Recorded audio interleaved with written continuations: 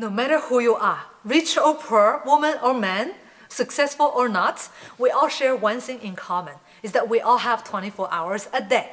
This is probably the most democratic thing on earth. So how to spend this 24 hours in your day is definitely the most crucial thing. It determines whether you can be a successful artist, live a fulfilling life, or not.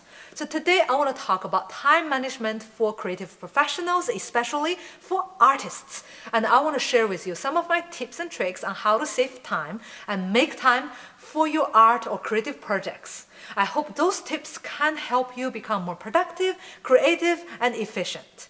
My tip number one is to build a passive income. Why passive income? Because those people who complain they have no time for their art are those who work on full-time jobs or several part-time jobs. They work 8 to 15 hours a day. They don't even have time to eat and sleep. No wonder they have no time for their art. Of course. So it's a vicious circle. You sell your time to an employer for money. And then with the money, you subsidize your art to buy fine art materials. And then you have no time to paint. So you have to think out of the box and break this vicious circle. So how many ways you can build a passive income? There are 3 ways in general. Number 1, property. Number 2, intellectual property. And number 3, financial products. If you have received a classical fine art education and you have no financial knowledge, the first thing you should eliminate is this financial market. Don't buy any financial products because you can easily be tricked and it's not so passive because you have to teach yourself about it and finally you waste a lot of time.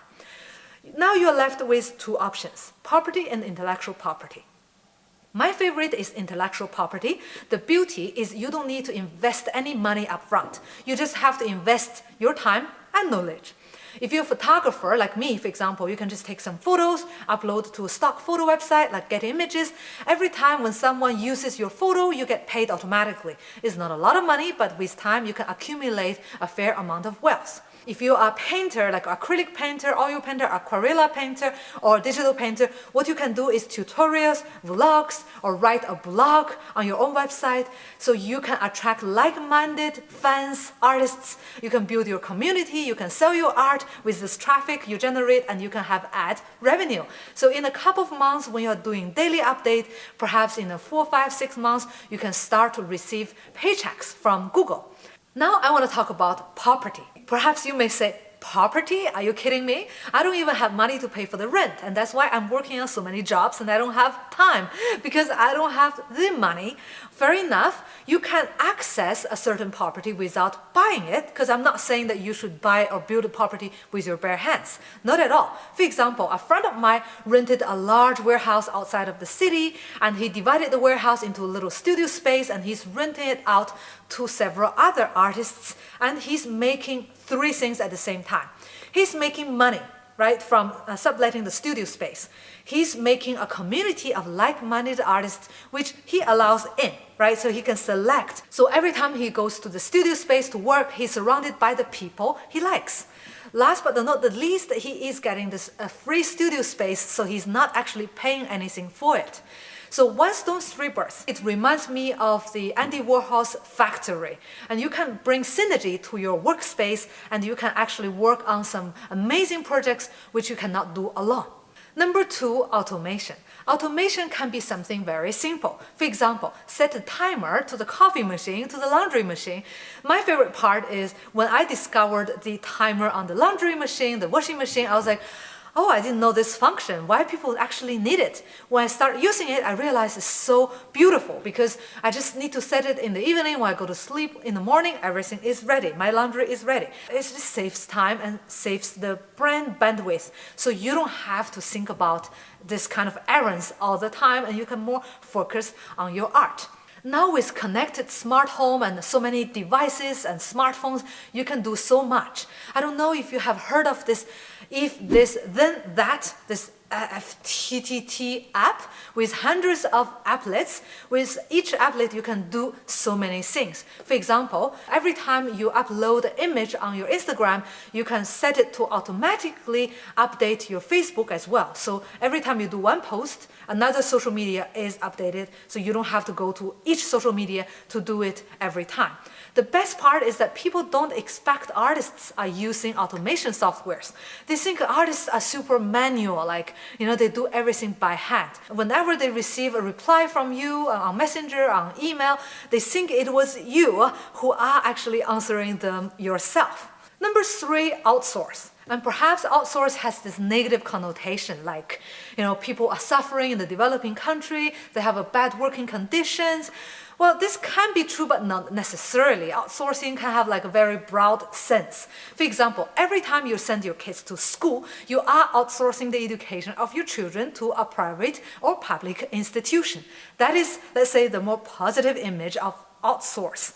My favorite outsourcing platforms are Fiverr and Upwork. I will drop a link below, so if you click this link and register on Fiverr, you'll get the free $5 for the first gig to do whatever that you need to do. By the way, this is not a promotional video. I do it because I like Fiverr and I use it a lot. And my favorite services are translating and proofreading and copywriting. I'm not native to English, so whenever I need someone to proofread for me in English, French, or Spanish, I just hire a freelancer on Fiverr. I pay $5-10. In 1 or 2 days, I get this beautifully rewritten, flawless texts from them.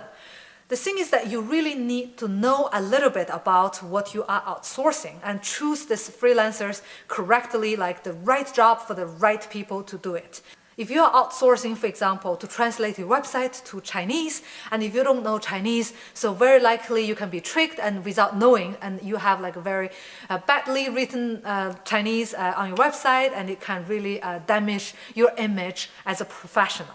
So the key is to have at least some idea, some clue of what you are doing, what you are delegating and outsourcing, instead of just throwing the tasks at people bluntly, that you risk being tricked.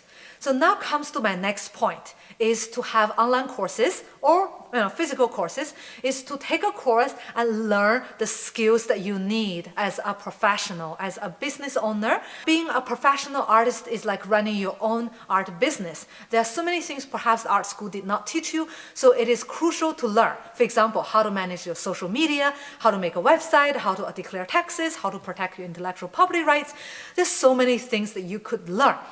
Of course, after learning it, you can still choose to outsource or automate, but at least you can be a better boss and you can see if those people are doing it right. And if not, switch to the next freelancer, and finally you'll build your team of trusted workers so you can go through your day faster. I know a gallerist friend of mine, she is taking a course on how to manage social media as a business owner, and after all, she's still hiring a community manager anyway. She's paying for it because she wants, some more time for herself. But now she's a better boss because she knows what she's doing, so she can give better directions on certain tasks. Of course, you can say, oh, I can learn everything online for free with YouTube, with online sources, with open sources. Definitely, you can learn everything for free. However, having a teacher or coach or mentor, it cuts all this time short because you are skipping all these trials of errors, of all these mistakes they have made so that you don't have to make them again. You are saving your time. So buying a course will save you time, but will cost you money. So if you don't have this money for the course or for anything else, I will make other videos on how to make money as an independent artist, emerging artist. So click on the subscription below. Don't miss out the next videos. Here you have heard my full tips on how to be a more productive artist, have more time for your art. If you have different tips and tricks, please share it with us below in the comments. And thank you very much for watching. See you in the next video.